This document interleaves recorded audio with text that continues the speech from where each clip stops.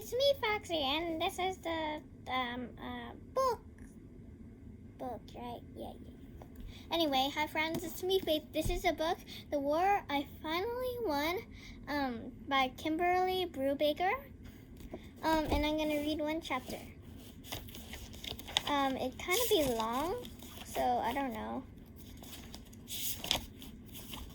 Okay, so first chapter is called Chapter 1. So you can know things all you like, but that doesn't mean you believe them. And then, Ada, you need to drink something, Susan, voice scolding. Susan's hands pushing a cup of cold tea into mine. I do not want to, I said. Really, I don't. Susan curled my fingers around the teacup. I understand, she said, but please try. That's the last thing they're gonna let you have. You'll be thirsty in the morning. My right foot was twisted sideways at the ankle. It had been like that all my life. My ankle bones were curled, and so my toenails scraped the ground, and what should have been in the bottom of my foot faced the sky. Walking hurt like anything. Despite the calluses, the skin on my foot tore and bled.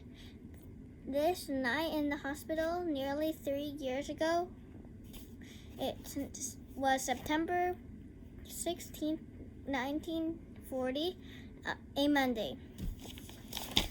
It was a little over a year into the war between Hitler and most of the rest of the world. 11 years into the war between the rest of the world and me. The very next day, surgeons were going to chop off my curled ankle bones up and rearrange them, maybe into something like a functional foot.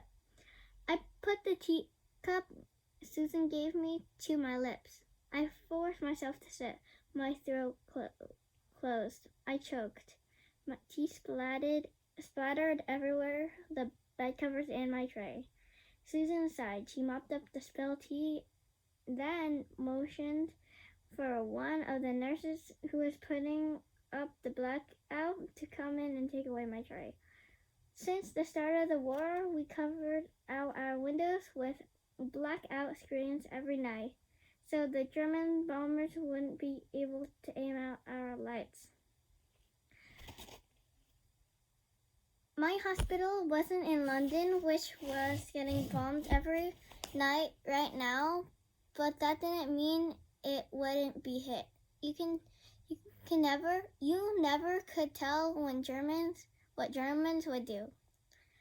Letter for you, Mum, the nurse said, handing Susan an envelope. As she scooped away the tray. Delivered to the hospital? How odd. Susan opened it. It's from Lady Thornton. She unfolded the letter inside. She must have sent it before she got my note to the boarding house address. Ada, are you quite sure you don't want something to eat? Toast? I shook my head. The mouthful of tea I swallowed swirled in my stomach. I think I'm gonna be sick. Susan gasped. She looked at me, snatched a basin from the bottom of my beside table and thrust it beneath my chin. I glanced my teeth in everything. Susan's hand shook. The basin shook too. I looked at her face. She got pale. Her eyes are dark and wide. What's wrong? I asked. Does the letter say? What does the letter say? Nothing. Breathe deep. That's it. She put the basin down, folded Lady Thornton's letter, and tucked it into her handbag. Something was wrong. I could see on her face. Is it Butter? I asked. What? Did something happen to Butter? Butter was Susan's pony. I loved him. He was staying in Lady Thornton's stables while I was in the hospital. Oh, Susan said. No, that is Lady Thornton. Didn't mention Butter. But she would have if anything were wrong. Maggie was Lady Thornton's daughter, my best friend. Maggie's fine. Susan said, her hands still shook. Sorry. Very slightly, her eyes didn't look right. Everyone's fine in the village, and Jamie's fine, I said. It was a statement, not a question, because it had to be true. My brother Jamie wasn't in the village. He was here with us. Susan and Jamie and Borville, Jamie's cat, were staying in a rented room in the boarding house near the hospital. Jamie was with the landlady now. Jamie was 6 years old. We guessed he was 7, but we had his birth certificate, and now he wasn't, not quite. I was 11. I had my birth certificate too. I know my real birthday for just over a week. Susan nodded. Jamie's fine. I took a deep breath. Is something stopping my surgery? Before last week, Ma'am tried to snatch us away from her. Susan said she couldn't give permission for me to have surgery. She still couldn't give me permission, but she didn't care anymore. She said that was right and was permitted. We were different things. I needed surgery and I was gonna have it. I didn't ask any questions. Susan smoothed my hair back from my forehead. I pulled away. I won't let anything stop your surgery, she said. There was still something off about her voice and expression. I knew it had to do with Lady Thornton's letter. Lady Thornton could upset just about anyone. When I first met her, before I knew her name, I called her Iron Face Woman. She was sharp like an axe. Lady Thornton couldn't meddle with us here. We'd lost everything inside Susan's house, but I still had Jamie, Susan, Borville, and butter, and sugar tomorrow. It was more than enough. You can know all the things you like, but that doesn't mean you believe them. A little over a year ago, I taught myself how to walk in Ma'am's one-room London flat. I kept it secret, wiping up the blood before Ma'am can come home every day.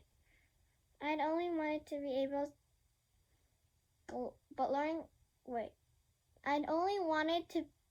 able to leave the flat, not the city. But learning to walk saved me. From Ma'am, when Ma'am sent Jamie away to London with all the other children, because of Hilter's bombs, I snuck out too. We ended up with Susan and Butter in a seaside village in Kent. Susan didn't want us then. We didn't want her either, but I wanted her pony. And Jamie and I both liked her food, and eventually we all three wanted to stay with each other. Of course, that was when Ma'am showed up to take us back. Only a week ago, that was. Susan decided to fight for us. She followed us to London, which meant we were all going away to Susan's house. The night Germans bombed and bombers destroyed it entirely. The worst thing, Ma'am's return, became the best thing, not dying from the bombs. Now everyone was acting like my surgery tomorrow would be the best thing ever, which made me worry it might turn out badly. Susan said it couldn't be bad. She hoped my foot would work properly after the surgery, but if it didn't, I would be fine. I was fine now, and I would be fine afterwards, no matter what. Maybe. It depended entirely on what you meant fine. We were still in war. The nurses claimed they'd be able to get all the patients in the basement quickly enough if the air raid sirens went off. They hadn't had to do it yet, so who knew if they really could. Susan leaned forward. She hugged me. It was awkward for both of us. I let out my breath. My stomach was still churned. Don't worry, Susan said. I'll see you in the morning. Go to sleep. I couldn't sleep because the night passed anyhow. In the morning, Susan held out my hand while a nurse wheeled my bed down the hall. We stopped outside a heavy white door. The nurse said to Susan, This is as far as you can go. I hadn't realized Susan would have to leave me.